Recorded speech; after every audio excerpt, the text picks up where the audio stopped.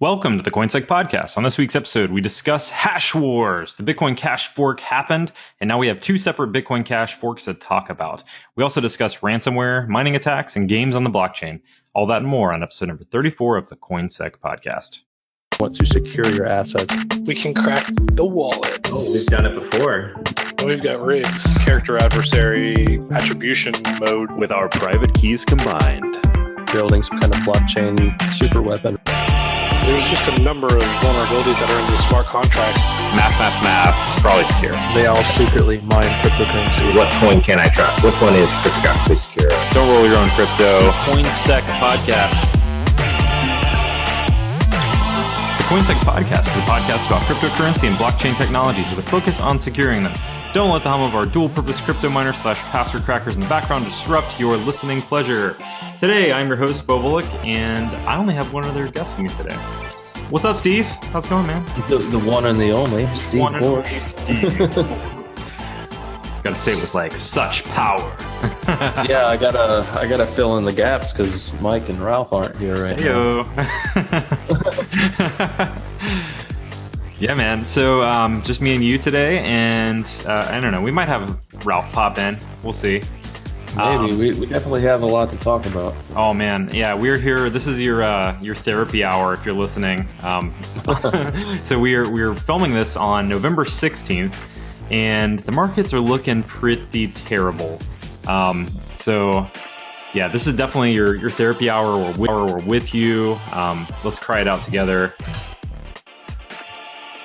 So let's take a look at our current state of the market. Oh man, this is, at least there's a little green today. Yesterday and the day before, it was like straight bloody It's been red. straight red, and I think I saw my neighbor jump out his front window. I don't know.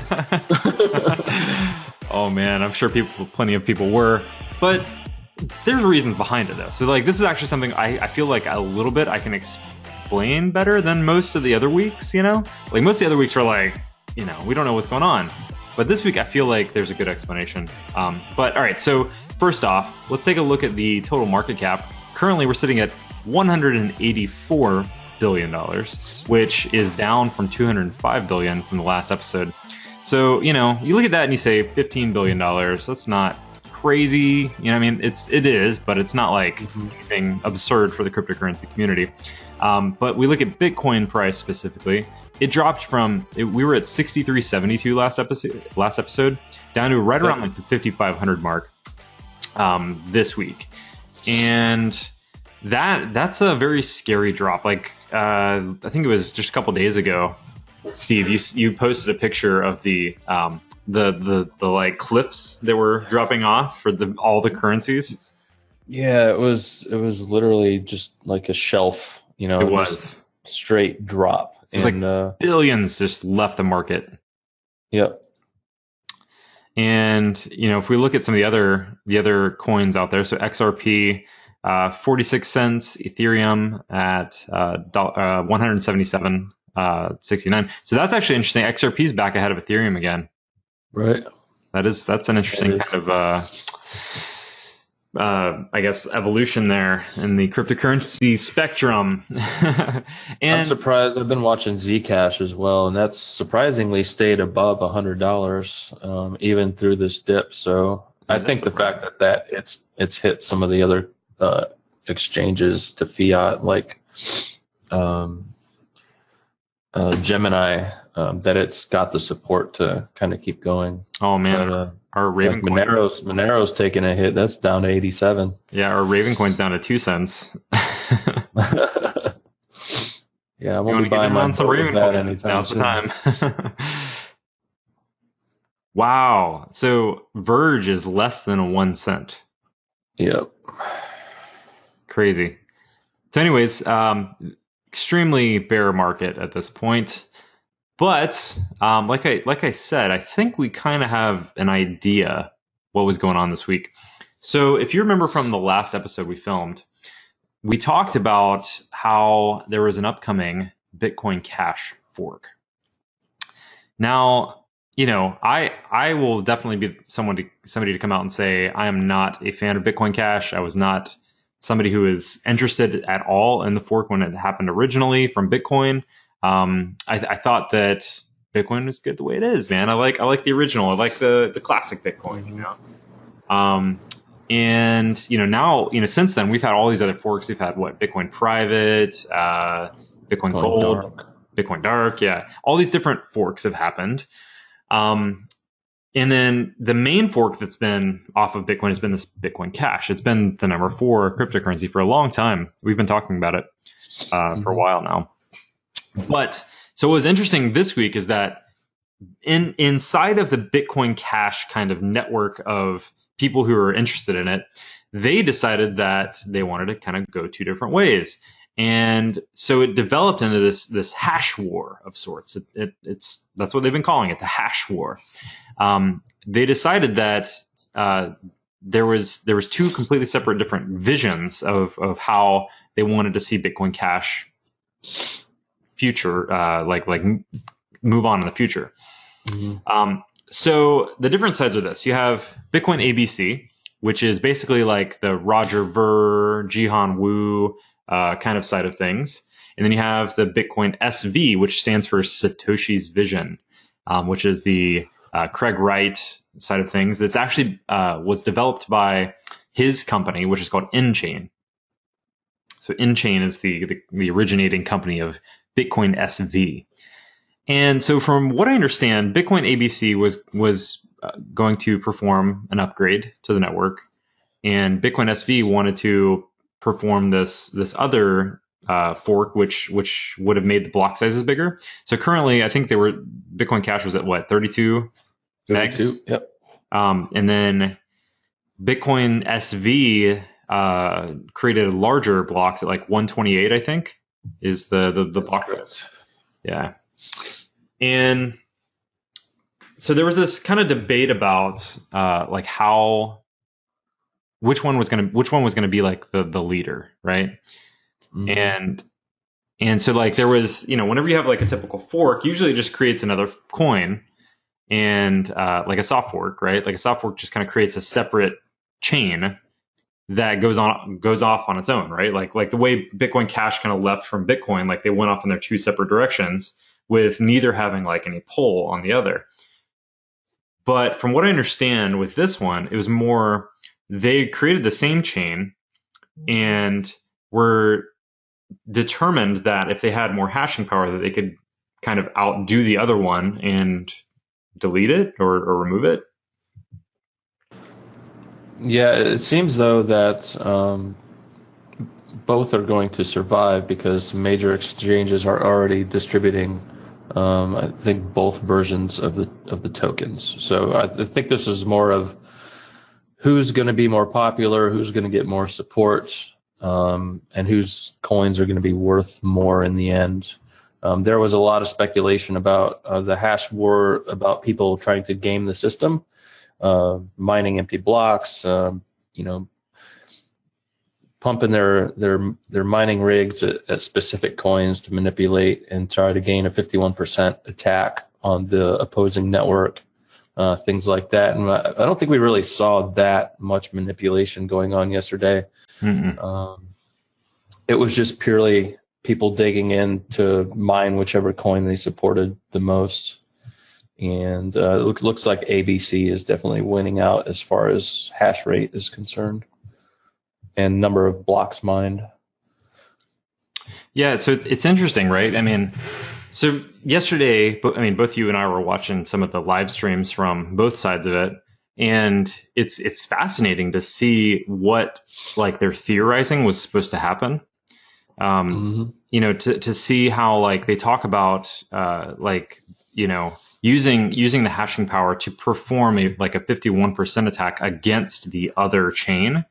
Right. And that's just it's kind of crazy because we've talked about the idea of 51% attacks in Bitcoin a lot, but sure. Nobody's ever actually pulled it off. And in this case, they had 2 separate chains that both had the ability to perform a 51% attack, and for some reason didn't, from what we can tell, at least up to this point. We did see some things like crazy spam transactions getting posted to the BCH ABC chain, which was like, I mean, it's very like kind of interesting to see, like from like, our offensive side of things, like watching this attack happen, you'll wonder what's actually going through their mind. Because essentially, like whenever you look at those transactions passing through like the Explorer, it just looks like millions of these little tiny microtransactions that are being sent. And one of the guys on one of the live streams was trying to explain like that he thought that this was the beginning of like a poisoning attack, where he basically was saying that with regards to poisoning the blocks, so that they have to like spend extra time trying to mine those kind of like empty blocks that just have like these crazy transactions in them. It would slow it down essentially. Sure. And then I think. Sorry, go ahead. No, go ahead. I was going to talk about a different attack, but if you're going to keep going on that one. Well, I was going to say the other thing that we saw was that that was kind of odd, though, is that with the viewer, or I guess it's not a viewer, it's like it was the coin Block Explorer. Yeah, well, it wasn't. I guess it's a Block Explorer. What was the site we were looking at? The Cash Dance. So if you go to cash.coin.dance, that's what it was. Yeah. Cash.coin.dance. It breaks out all the coins, the hash power each one has, and who's ahead of who based on blocks mined. Right. So what's interesting there is where is it actually looking, right? Like what is it actually looking for in terms of the blocks? Because from what I understand, and this is something that the BCH ABC guys were kind of joking about, is that the Bitcoin SV side of things don't actually have an Explorer available yet. Right. And they were joking about that because they were like, oh, there's not enough support, behind Bitcoin SV to actually have an Explorer. So where exactly is the Coin Dance site looking, I was just looking through their source code, and it's all JavaScript, and I don't see like where it's actually pulling that data from. So, in terms of attack wise, right? Like we, in terms of what a lot of the pop culture and a lot of crypto Twitter is talking about is that chart from that site. Like they're showing how, Bitcoin ABC is this many blocks ahead, but I've seen some other people talking about like, well, what if they're actually mining a secret blockchain that, CoinDance isn't actually looking at, Sure. There's another one called hashwars.cash that also has stats based on the mined blocks and all that stuff too, and who's more powerful over the others. And it's interesting, if you go to cash.coin.dance, you'll see there's actually 4 coins. There's Bitcoin Unlimited, which is the status quo that Bitcoin Cash original. And then there's Bitcoin Unlimited, which follows the Bitcoin ABC chain by default, along with the latest node implementations from Bitcoin XT, Bitprim, Bcash, and BCHD. Then you have the Bitcoin ABC, as we talked about, and Bitcoin SV. So I think this actually, this shows that there's 4 ways of supporting Bitcoin Cash. That's the original, that's not compatible with any of the new proposed consensus rules, and it looks like that has just like literally died. Yeah. It's like everybody's at least upgraded to Bitcoin Unlimited, which is just an upgraded version of BCH that follows the new consensus rules. But then you have that split of ABC and Satoshi's vision. Right. So essentially what you're saying is that Bitcoin Cash has dissolved into basically nothing and just a group of separate coins that are just colliding with each other. So, all right. So back to the point I was trying to make about the prices, though.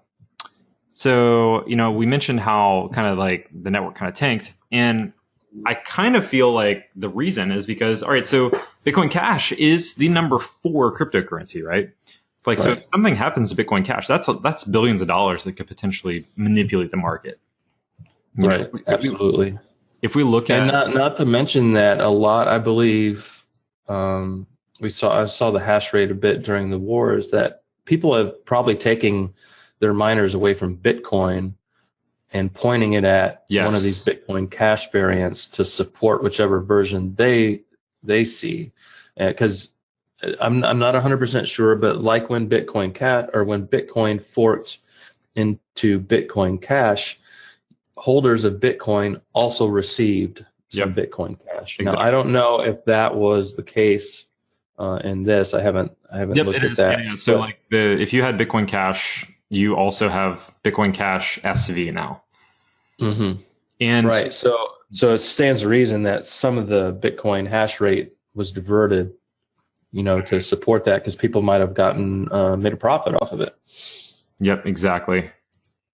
I'm looking at the charts for Bitcoin Cash right now, and if we look at 1 week ago, the market cap was at 9 billion, and today it's at 7 billion. So $2 billion left Bitcoin Cash alone.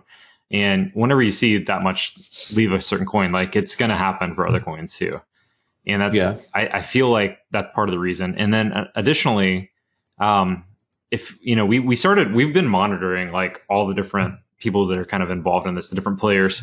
And I included some of the tweets in the show notes here, Steve, so you can kind of like follow along. But like we looked at Craig Wright talking about, he said, to all BTC miners, if you switch to mine BCH, we may need to fund this with BTC. If we do, we sell for USD, and well, we think BTC market has no room, it tanks. Think about it. We will sell a lot. Consider that and have a nice day.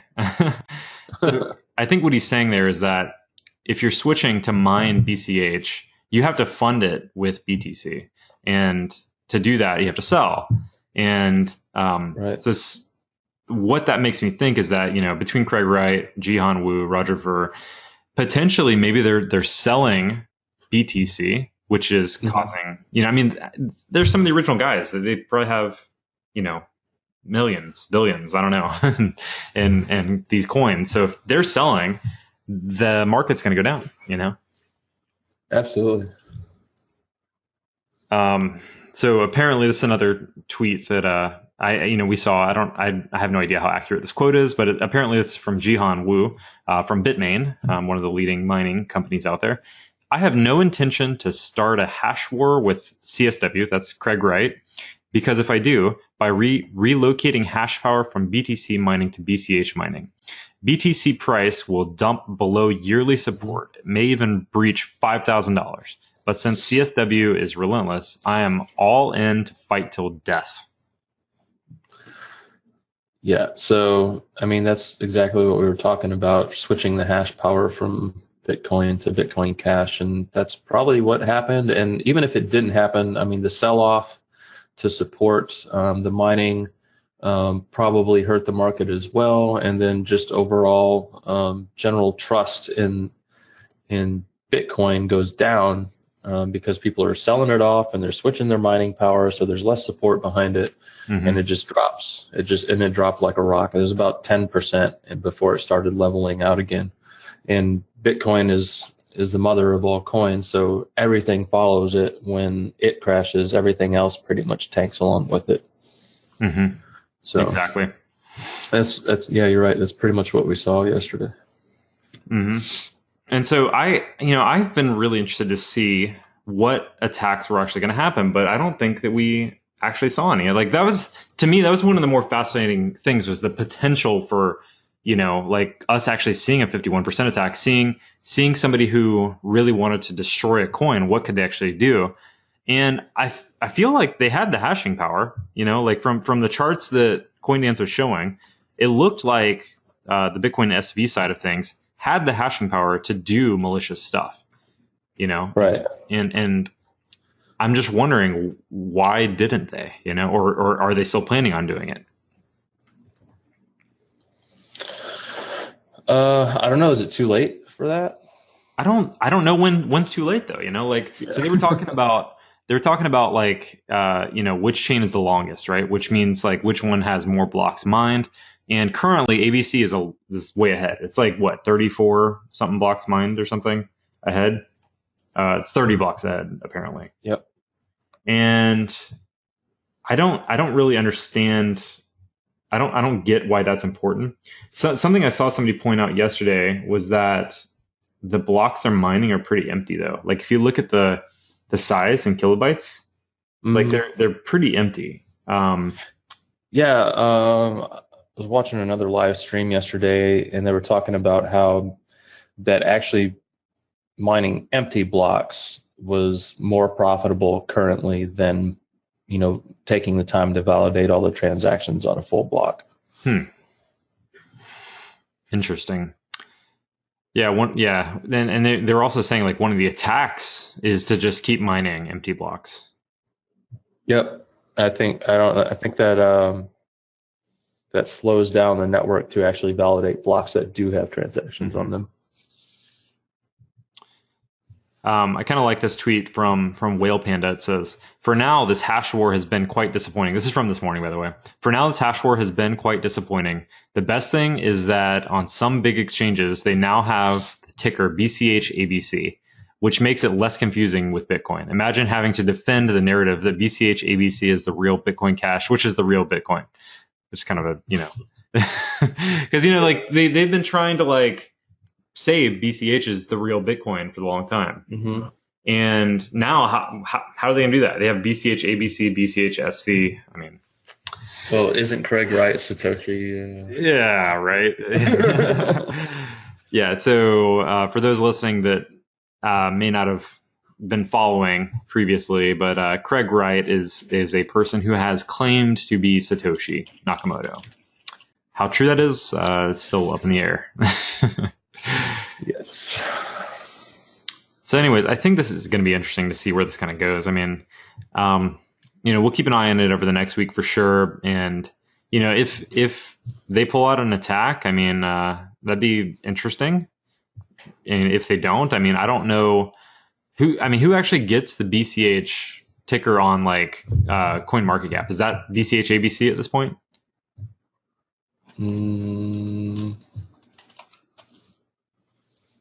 Yeah, I don't know. It does look like both of them are on CoinMarketCap. Oh, you see BCH ABC? ABC and BCH SV. Really? Along with BCH original as well too. Interesting. Yeah. So right now, Bitcoin Cash SV is trading at 109.63. So that we have this for next week, we can compare. Mm-hmm. And Bitcoin Cash ABC is at 288. So quite the difference. Wow, yeah, that is. And sure. I think that goes along with the fact that ABC is getting more mining support, so therefore people have more trust in the fact that it's distributed and the power is there to support the chain and all that. So now, whether or not after a week interest dies down and this hash rate diverts or goes away, who knows? We'll have to wait and see. For sure. Alrighty, well, I guess we can move on to some other news. Okay, so first up, hackers demand $6.3 million in Bitcoin from Malaysian media giant. So this is a ransomware story. Looks like the media giant in Malaysia, known as Media Prima, BHD, are being attacked, and apparently the company's computers were accessed and ransomware was installed. So the hackers were demanding 1,000 Bitcoins, which, actually, today's price is actually more like 5.5 million. But, previously was 6.3 million. That's a lot for I think that's one of the bigger ransoms I've seen. That is, that's huge. Typically it's a few Bitcoins, just like $10,000 maybe, or, depending on the company too. I mean, like here in the US, we've seen a lot of like hospitals and banks and stuff that get ransomware, and usually it's not too much. Usually they keep it in like the range of possibility, at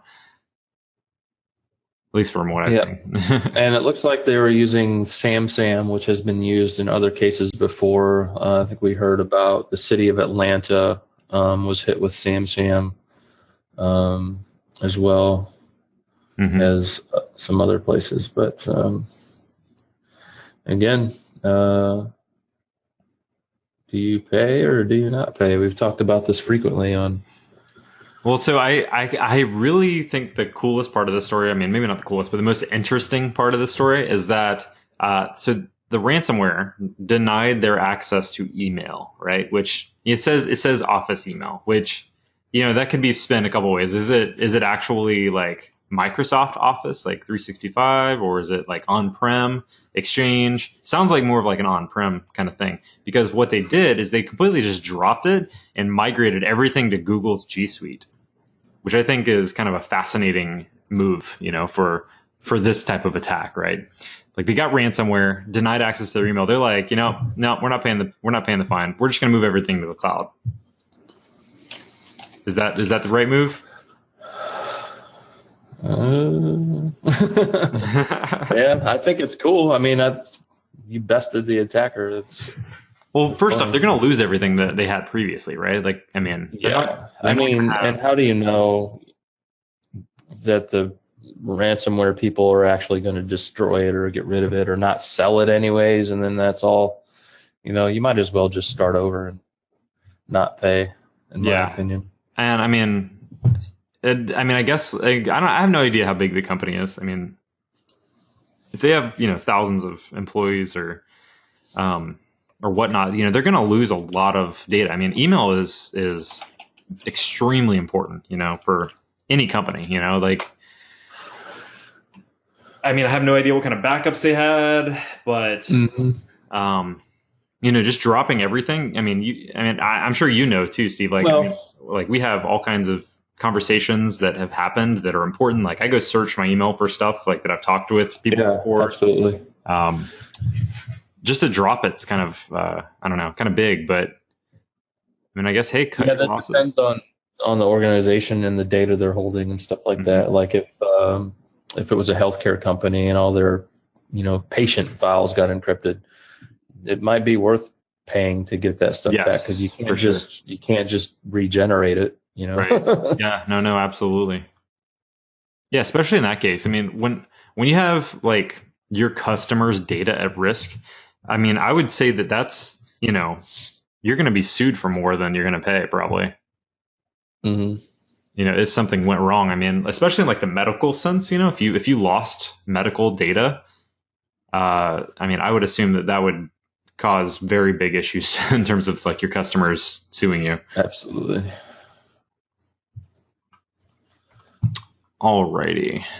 Next story is cryptocurrency mining malware uses various evasion techniques, including Windows installer, as part of its routine. So, Steve, tell me they're not using MSIs now. They are using MSIs now. Oh my gosh. So yeah, it seems like, you know, these evolve every couple of months because detections for mining malware go up, and we've talked about some that have been basically mimicking red team TTPs to install mining malware. So they're using stuff that tries to bypass, you know, your basic malware scanners and stuff like that. You're using encrypted UPX-packed cryptocurrency mining modules. They're renaming files so as an icon looks like it's actually a password protected zip. You know, they're really going through a lot of hoops to make this stuff. So it must be super profitable if they're going through all this trouble of creating this. And you know, one of the mining stuff. One of the kind of beauties of using MSIs too is if, for example, the computer had always install elevated enabled in the registry, it's going to be installed as an admin. As an admin, sure. Yeah. Interesting. So are they actually hosting up MSIs like and having people like are they SEing people into downloading like an MSI and installing it, or is this like post compromise installing the MSI from the internet? Well, no, it says the malware arrives on the victim's machine as a Windows installer MSI file. Interesting.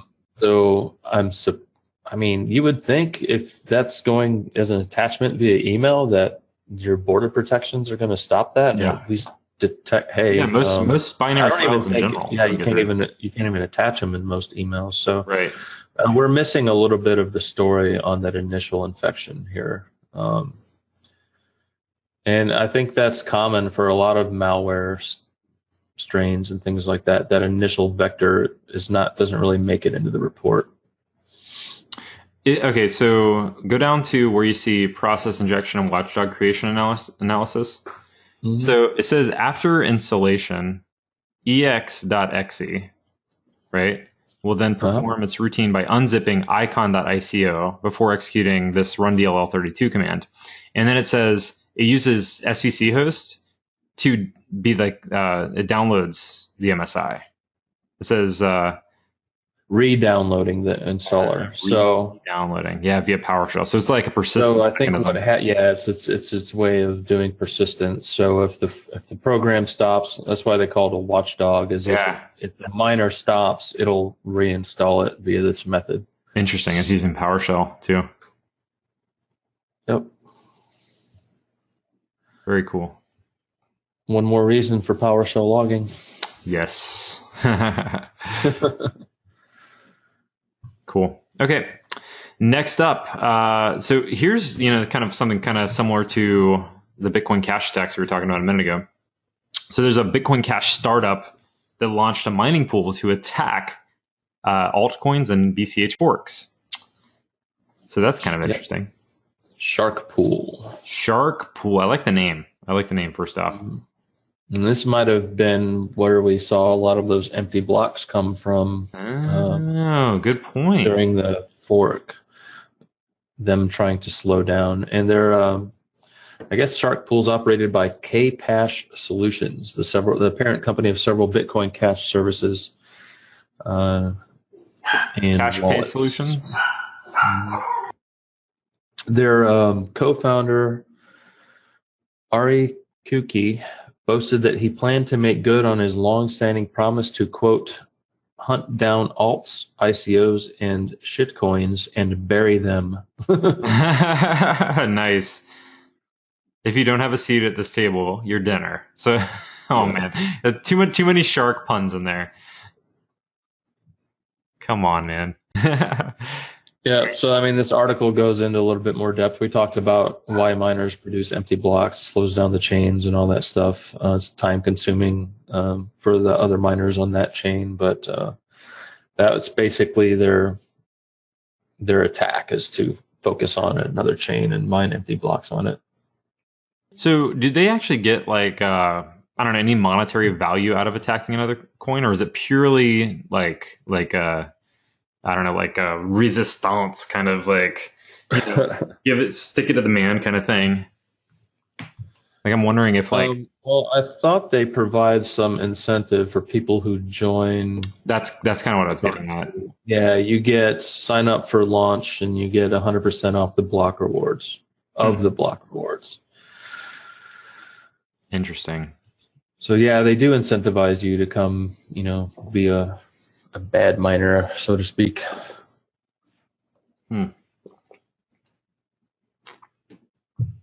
So if, for example, I guess like if we wanted to start attacking BCH chains, we just start mining to their pool, and then like our hash bar just like automatically gets diverted by them to attack. Yeah, I would think so. And it does it purely by just mining empty blocks? That's what it says, is that's the quote unquote attack that it uses. So that would, theoretically, if you get enough hash power doing that, you could basically grind any real transactions on that network to a slow crawl or halt it. So let me ask you this: do you think that we're going to start seeing more of a migration to proof of stake after some of these attacks that we've seen against proof of work coins? Yeah, proof of stake, and there's some also other like hybrid examples that I think are a little better than just proof of stake. Proof of stake to me is, I don't know, it just sounds like the rich keep getting richer. If you've got so many coins, then you get so much hashing power. So if you're a small miner in the world, that proof of stake really doesn't, incentivize you to use that blockchain. And all right, so with proof of stake, I mean, from what I understand, it's basically like the more you own, the more voice you have, right? Pretty much, yep. So in the end, it's going to end up being a small percentage of people who have the majority voice in whatever blockchain that is using proof of stake, which is entirely not what Satoshi Nakamoto wanted. Right. So it's against the decentralized vision. I guess we'll kind of see how that plays out over the next few years. There's definitely I've seen a lot of people kind of talking about how this specific case we're seeing with BCH right now is a great example of why proof of stake is better. Because for example, the Bitcoin.com pool is diverting their customers' hashing power to their cause for BCH ABC. And is that making mining more centralized at this point? I mean, it seems that way. Right. Yeah, for sure. Okay. Moving on. Linux crypto miners are now using rootkits to stay hidden. It was inevitable. And I think we'll start seeing kernel module, kernel level mining on the Windows side too, eventually. So do you think this is more targeted towards the routers of the world, network devices that are publicly facing for botnets to attack, or is this more targeted towards your typical Ubuntu user? No, I don't think it's targeted towards end users. This is stuff that when a 0-day comes out for something on the internet that's Linux and internet facing, you can spray this around and stay hidden for X amount of time before people catch on. I find it funny that they're their little icons here. If you look at the ELF file downloads, this it executes shell script. Then shell script downloads, then it executes another shell script, and then final shell script downloads and installs the cryptocurrency mining malware rootkit. Yeah. And it's got a little and it's got a little pokeball there. Right. I don't know what that's all about.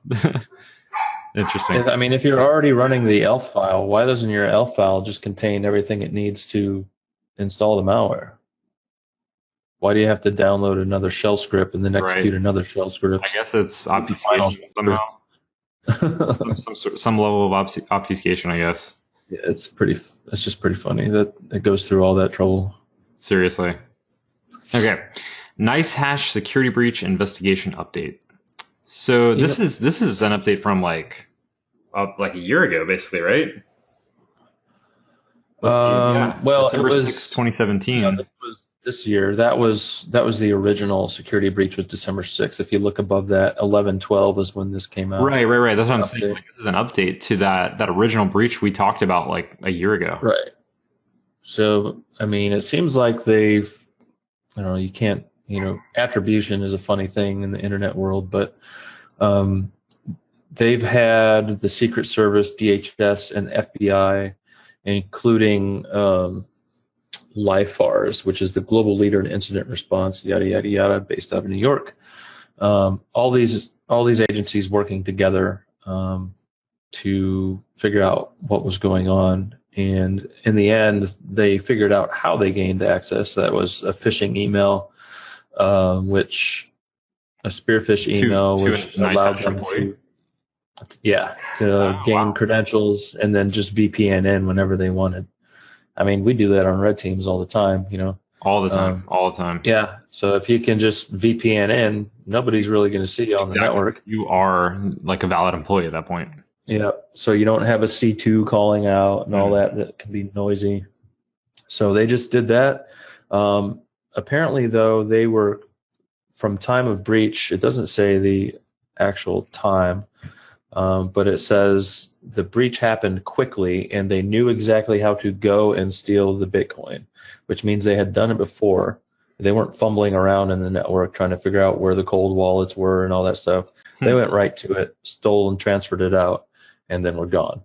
And they said this attack, the TTPs, the tactics, techniques, and procedures, are similar to that of the Lazarus Group, which other people have identified before as potentially being North Korea, which makes sense because North Korea has been utilizing cryptocurrencies to get around trade embargoes and sanctions and things like that. Okay, cool. So it's good to finally, it's almost a year later, but to see see an to see update. them actually update it and let That's people nice know for what's sure. going on. For 'Cause sure. I Definitely nice. lost Bitcoin in it, and I've always wanted to know who stole it. Yeah, right.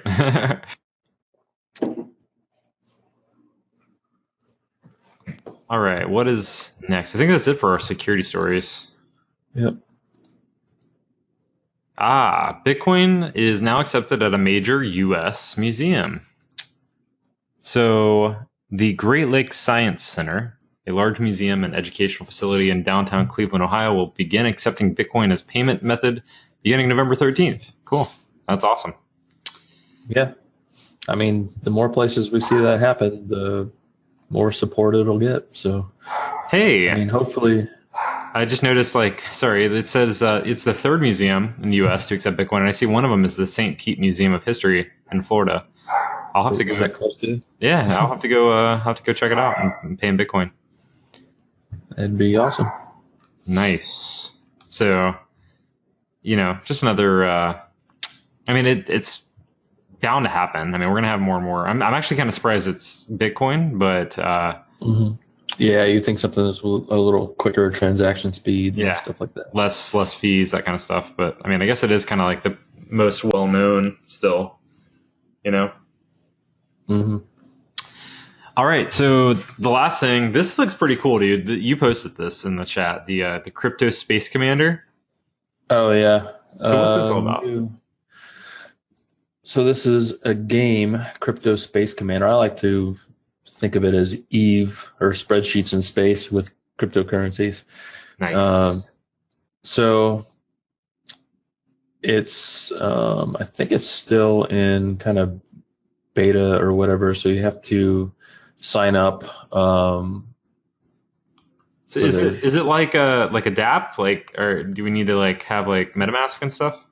Yes, it actually does use MetaMask and all that stuff, and you actually mine in game. I haven't actually played it yet. I just thought it looks pretty interesting. So the game items in the Etherverse are created utilizing an enhanced NFT ERC 721 or ERC 20 standard. This provides independent ownership and trading of all assets in the game world, and this is like something that kind of Ravencoin was built for, so that you could create asset classes and trade them in game and things like that. So you get to, mine and create stuff and trade, and it actually builds on the Ethereum blockchain, which allows creators to convert the grinding of resources and crafting in-game assets to actual ETH and residual payments. That is really cool. That's awesome. Yeah. That sounds fun. So when are we going to see one of these on Ravencoin?